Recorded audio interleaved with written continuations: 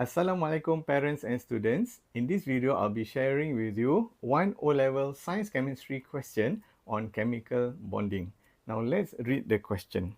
It says, sodium chloride contains a lattice of sodium ions Na+ and chloride ion Cl-. Question, describe how a sodium atom forms a sodium ion. Now in this particular question, we would like to describe how sodium atom becomes a sodium ion. Sodium atom, where the outermost shell here is not completely filled with electrons. There's only one electron in the outermost shell. So sodium atom need to lose this one electron in order for it to have an electronic configuration of a noble gas which is stable with a charge of 1+.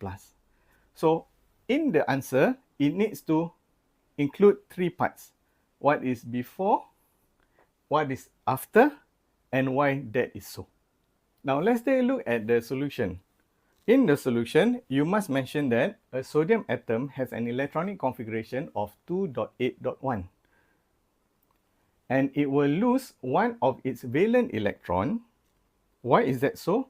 To form a sodium ion with a stable electronic configuration of 2.8.